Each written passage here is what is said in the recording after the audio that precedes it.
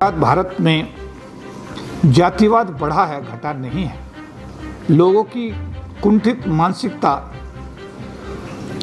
को इस बात से अंदाजा लगाया जा सकता है कि भारत के प्रसिद्ध क्रिकेटर युवराज सिंह द्वारा अपने ही साथी को कहा गया कि आप भंगी जैसे लग रहे हो।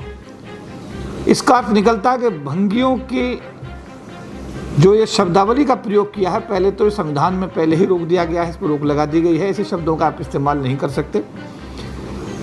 लेकिन उसके बावजूद भी मन के भाव लोगों के रुकते नहीं हैं। जातिगत दुर्भावना कितना ही रोके आदमी रुकती नहीं, क्योंकि वो अंदर है, वो भावना अंदर घुसी हुई है। क्या अर्थ निकाला जाए इस बात का कि एक प्रसिद्ध खिलाड़ी जिसको पूरा विश्व देखता हो, पूरा देश देखता हो, जिसको वाल्मीकि समाज के लोग भी देखते हो, एससी भी देखते हो, एसटी भी देखते हो और उसकी प्रशंसा करते हो और दर्शक होने के नाते उसका घर चलता हो।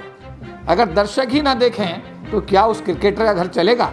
लेकिन वो उस बात की उसको परवाह नहीं है। वो कहता है कि आप भंगी जैसे लग रहे हो। ये बहुत ही दुर्भाग्यपूर्ण है। आज़ाद भारत में संवैधानिक मान्यताओं में इन चीज़ों का कोई स्थान नहीं है। मैं all India federation of SC/ST organisations के राष्ट्रीय महासचिव होने के नाते, लाखों सरकारी अधिकारी कर्मचारियों का प्रतिनिधि होने के नाते मैं युवराज सिंह से कहूँगा कि तुरंत वो माफ़ी मांगे पूरे देश से, हमारे वाल्मीकि समाज से माफ़ी मांगे, हमारे SC/ST समाज से माफ़ी मांगे। और अगर ऐसा नहीं होता है तो आपके खिलाफ कानून में जो प्रावधान है, संविधान में जो प्रावधान है, उनके तहत आपके खिलाफ FIR दर्ज होगी। SC/ST एट्रोसिटी एक्ट में आपके खिलाफ कानूनी कार्रवाई की जाएगी। मैं देशवासियों से भी कहना चाहता हूँ कि कब तक आप जाति द्वेष में इस देश को इस तरीके से बर्बाद करते रहेंगे। ये वो अंग है भारत का जब महामारी फैल रही है। ये वो वाल्मीकि समाज है जो आपको आज आपका आज रोज कूड़ा आज भी साफ करा है। वो महामारी से नहीं डर रहा है, कोरोना से नहीं डर रहा है। आप जब नीचे डस्टबिन में अपना करकट डाल के आते हैं, कूड़ा डाल के आते हैं, तो आज उस आपके गंदे पॉलीथीन को उठाने के लिए यही वाल्मीकि समाज के लोग आ रहे हैं।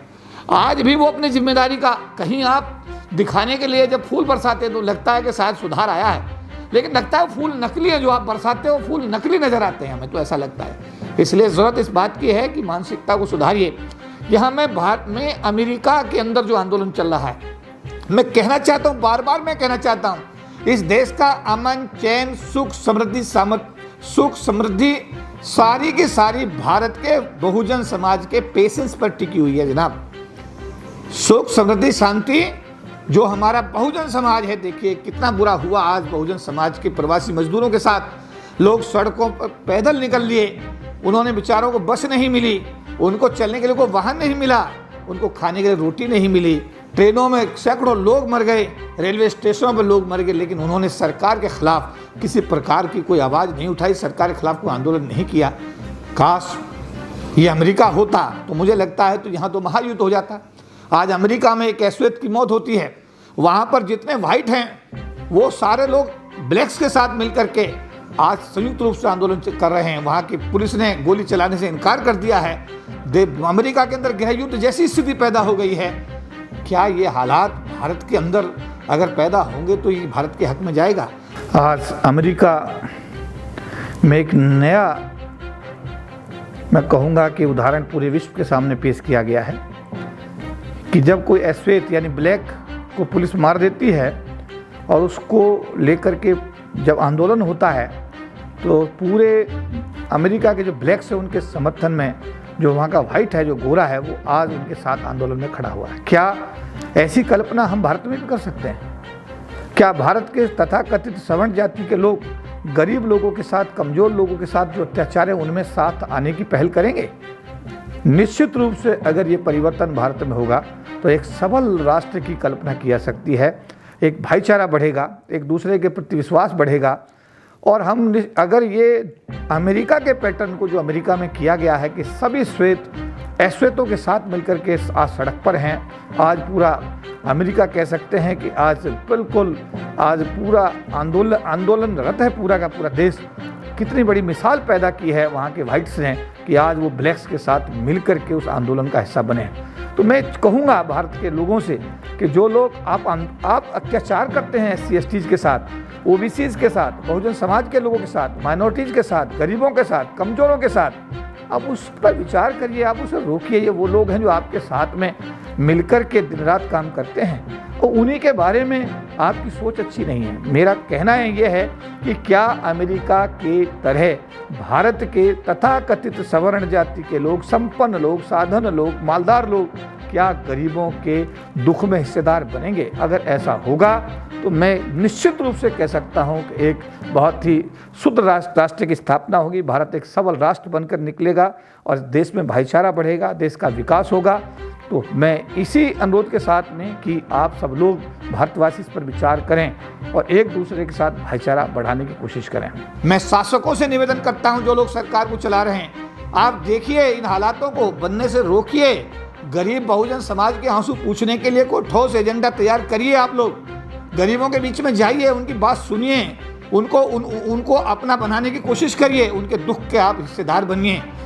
क्योंकि वो लोग हैं जो भारत के संविधान में विश्वास करते हैं, भारत के संविधान को मानते हैं, भारत की सरकार को मानते हैं, आपको मानते हैं और उसके साथ साथ इतने दुख झेल करके भी आपके खिलाफ कोई बगावत नहीं करते हैं।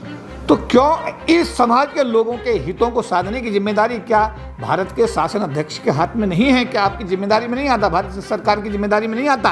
राज्य सरकार की जिम्मेदारी में नहीं आता? युवराज जैसे लोगों के खिलाफ क्या सरकार को कार्रवाई करेगी? युवराज ने जो कहा है क्या ये न्यायोचित है? क्या संवैधानिक भाषा है? क्या ये जाति विशेष के लोगों का अपमान नहीं है? तो मेरा अनुरोध है युवराज जी, आप तुरंत माफ़ी मांगिए। अगर आप माफ़ी नहीं मांगते हैं तो आपको फिर आगे आने वाले समय में जो संविधान के प्रावधान हैं उनके मात्र जो कार्रवाई आपके तहत हो सकती है उसको आपको फेस करने के लिए तैयार हो जाना चाहिए। सरकार से मैं कहूँगा ऐसे लोगों के खिलाफ आप कार्रवाई करके एक संदेश दीजिए कि आप सभी धर्मों का, सभी जातियों का आप सम्मान करते हैं, सभी को आप बराबर की दृष्टि से देखते हैं। क्योंकि अगर ऐसा ही चलता रहा तो आने वाले समय में मुझे नहीं लगता कि जो खाई है ये और बढ़ती चली जाएगी और बढ़ती चली जाएगी और बढ़ती चली जाएगी और किसी व्यक्ति विशेष के हक में भले हो जाए लेकिन भारत राष्ट्र के हक में बिल्कुल नहीं होगी। तो मैं आज अपने समाज के लोगों से यही कहना चाहता हूँ कि आप लोगों को इकट्ठा होना है। बहुजन समाज के लोगों अब जागो, बहुजन समाज के लोगों अब समझो, अब समय आ गया है। अपनी संगठनों की दीवारें तोड़ो, अपनी व्यक्तिगत दीवारें तोड़ो, ऊंच नीच की दीवारें तोड़ो, छोटे बड़े की दीवारें तोड़िए और तोड़ करके सब लोगों को आज इकट्ठे हो करके अपने हकों की बात करने का समय आ गया है। अन्यथा आज इस युवराज ने कल कुछ कह दिया, कल वो एसपी उज्जैन ने कुछ बोल दिया, परसों किसी और ने कुछ बोल दिया, कल कोई बोलेगा। इन सब पर रोक लगानी है तो पूरे समाज को इकट्ठा होकर एकजुट आने का समय है। बाबा साहब का जो संदेश है इकट्ठे होना, शिक्षित होना, संगठित होना, संघर्ष करना, ये बाबा साहब के संदेश को जीवन में आपको उतारना पड़ेगा। आओ हम सब एकजुट होकर के अपने अधिकारों की लड़ाई में सब लोग मिलकर के आगे की रणनीति तय करें, एकजुट होकर समाज के आने वाले भविष्य को सुरक्षित करें। और ये जो रोज़ाना कुछ ना कुछ तमाशा होता है, ये जो रोज़ हमारे साथ अन्याय होता है, इन पर रोक लगाने के लिए हम सब लोग एकजुट होकर के आने वाले समय में अपने समाज को नई दिशा देने का काम करें। सभी को जय भीम। नेशनल दस्तक की आपसे गुजारिश है कि अगर इसको बचाना चाहते हैं तो नेशनल दस्तक को सब्सक्राइब करने के लिए रेड कलर के सब्सक्राइब बटन को दबाएं, फिर बेल आइकन की घंटी दबाएं। नेशनल दस्तक को बचाने के लिए बहुत जरूरी है कि हर खबर को शेयर करें, लाइक करें, कमेंट जरूर करें।